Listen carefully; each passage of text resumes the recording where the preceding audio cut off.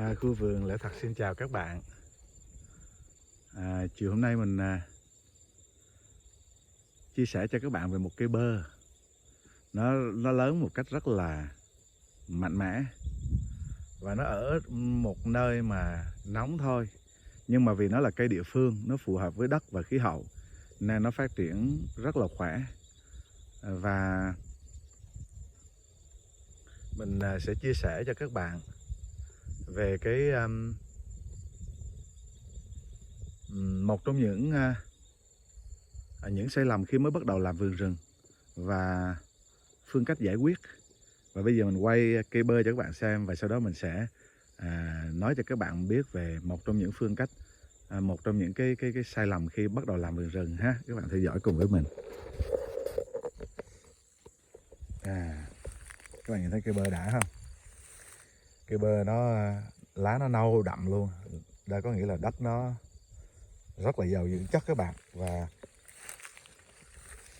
rất là tuyệt vời. Các bạn nhìn xem là đất nè, tơi xốp không? Đất khọt khọt ha. Đây nè, truồng vuông nè, ăn và đi phân ra đó các bạn. Và tất cả cái đó là phân cho cây đó các bạn.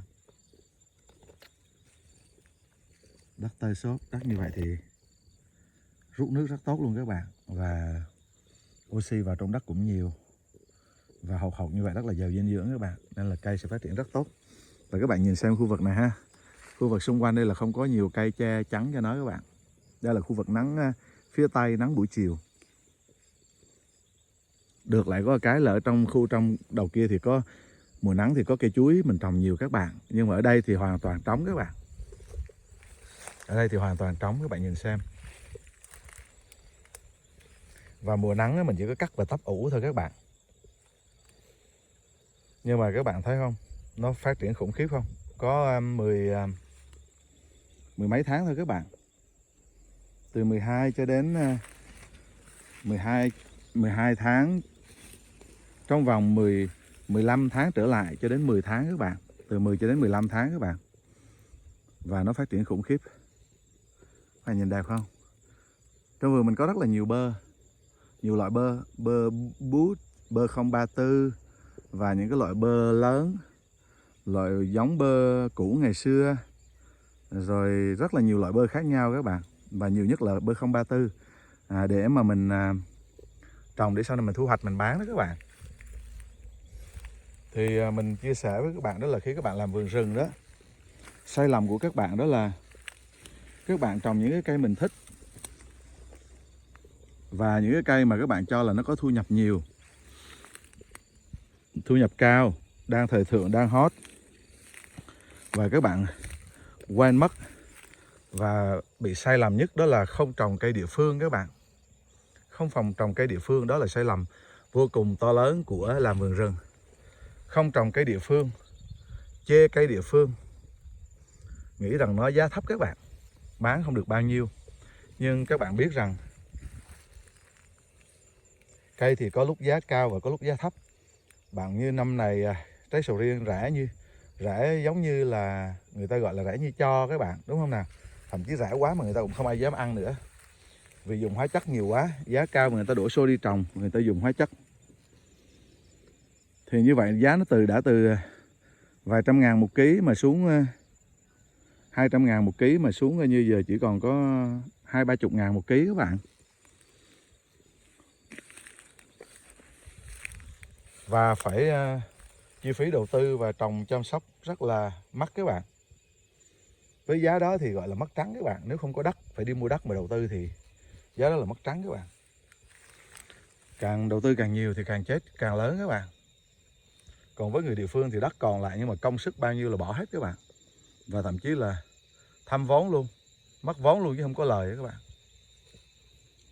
Và cái sai lầm lớn nhất của làm nông nghiệp vườn rừng, một trong những sai lầm thất bại của mới làm nông nghiệp vườn rừng đó là không trồng cây địa phương, không quan tâm đến cây địa phương các bạn.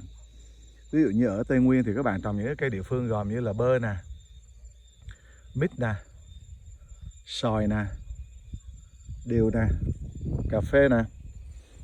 Thì đó là những cây địa phương các bạn. Thậm chí là nhãn, vải nó cũng phù hợp nữa.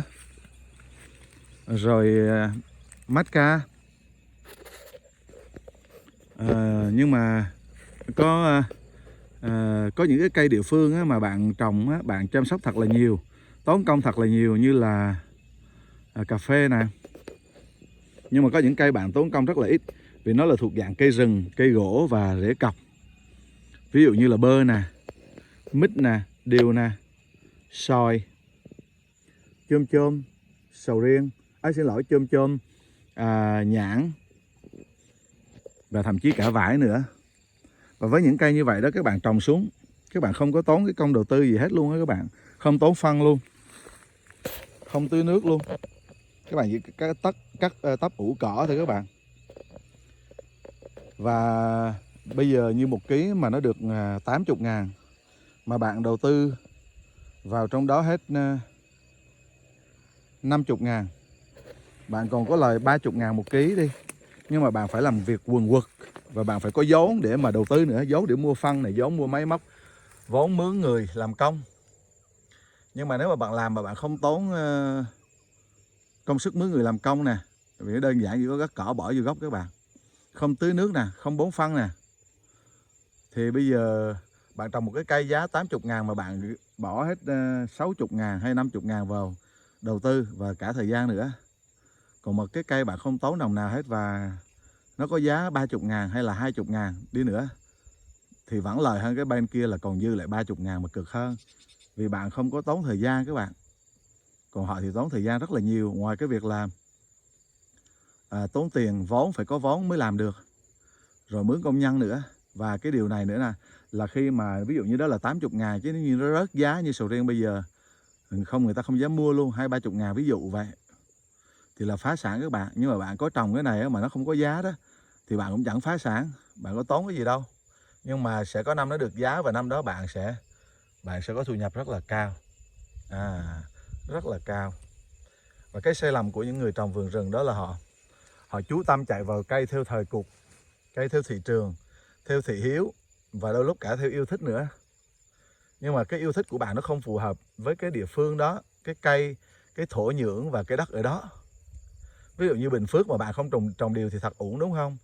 Nhưng mà mình thấy có nhiều người trồng điều ở Bình Phước đó, mọi người trồng điều ở Bình Phước, nhưng mình rất tiếc là khoảng đất vẫn chưa có tận dụng hết.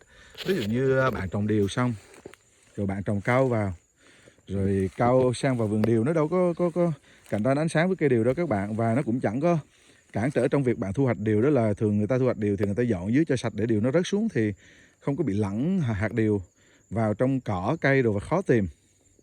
Thì cây cau nó có rụng gì đâu chứ mà cản trở, đúng không các bạn? Các bạn thấy chưa nào? Rồi xong đó nữa, nếu các bạn muốn thêm thu nhập nữa, các bạn thả dưa tiêu lên cây cau nữa.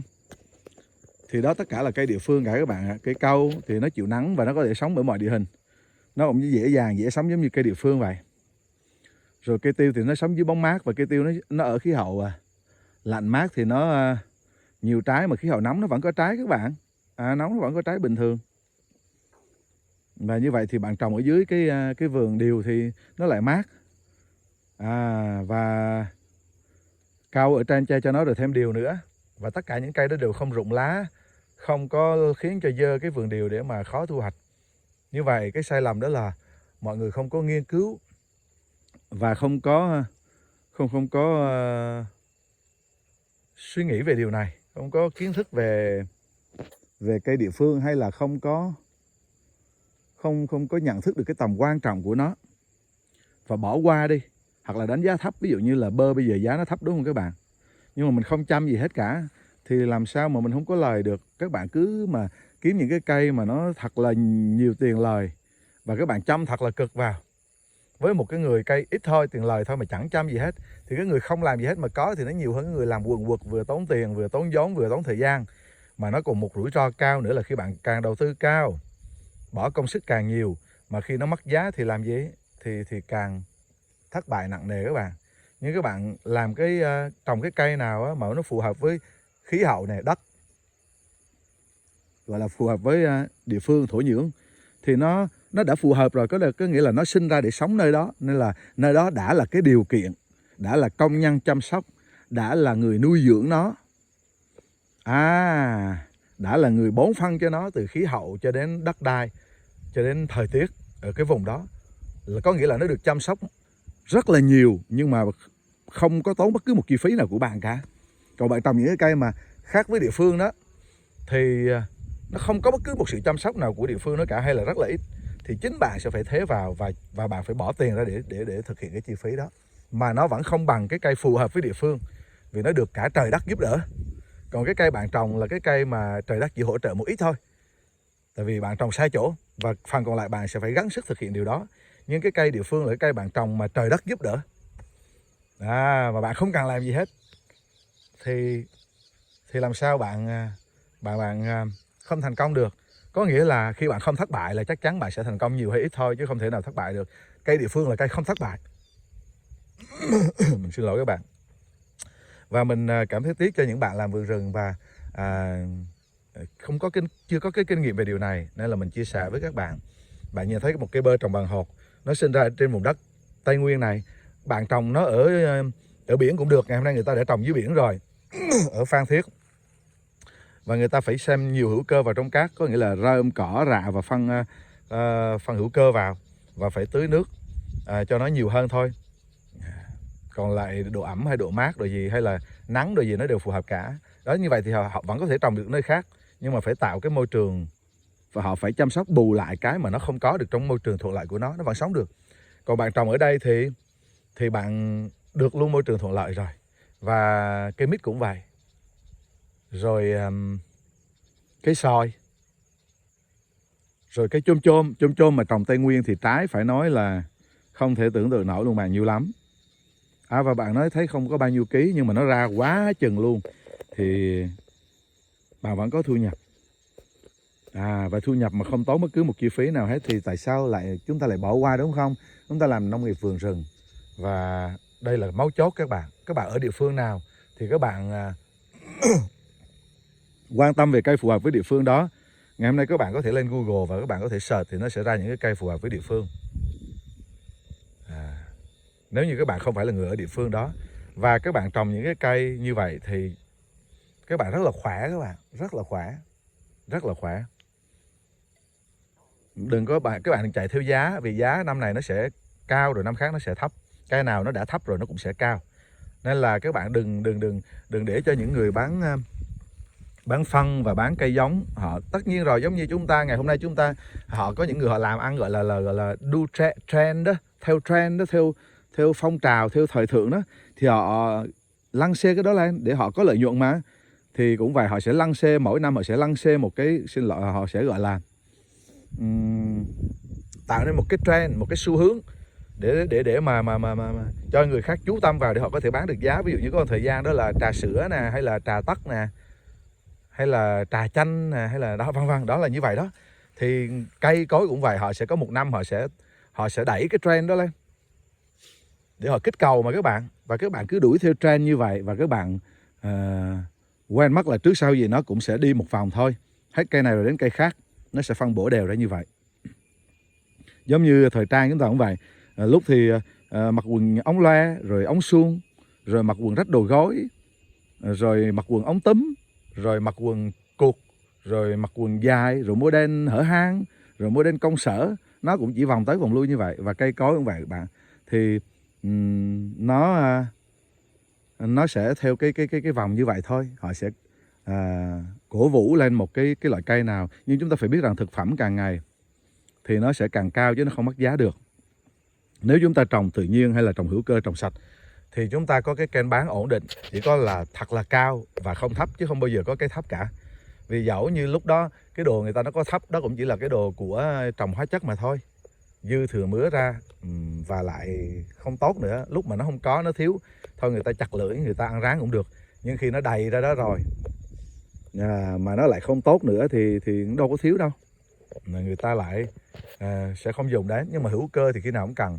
Dù cái đồ khác nó có thừa mứa ra đi nữa thì hữu cơ hay là thực phẩm vườn rừng tự nhiên là sạch nhất, là tốt nhất, thì ăn nó luôn ngon, luôn chất lượng và nó luôn ổn định các bạn. Các bạn sẽ chỉ bán được với giá rất cao và cao, hoặc là không thấp, chứ không bao giờ có cái mà thấp mà đi đổ cả, đi bỏ cả.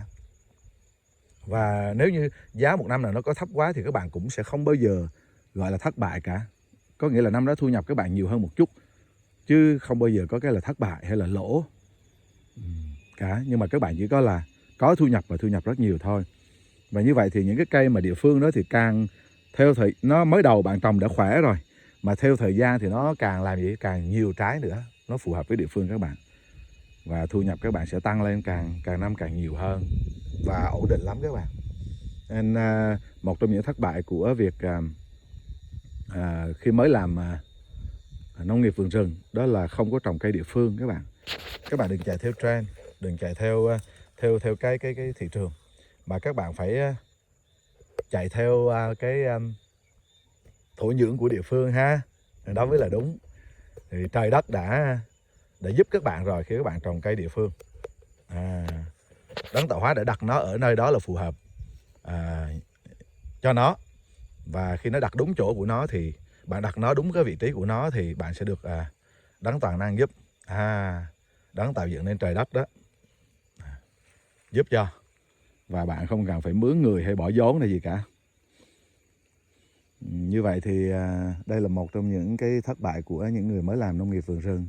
Thì thích làm nông nghiệp thì là thích cây trái rồi, nên là chọn những cây mình thích, và cái sở thích nó lấn át cái lý trí hay là cái tri thức, cái hiểu biết các bạn, và cả sự chọn lựa đúng đắn nữa, cân nhắc nữa, vội vàng, và sau đó chúng ta phải chăm sóc nó rất là cực vì nó chưa có phù hợp, nó không có phù hợp với cái nơi đó.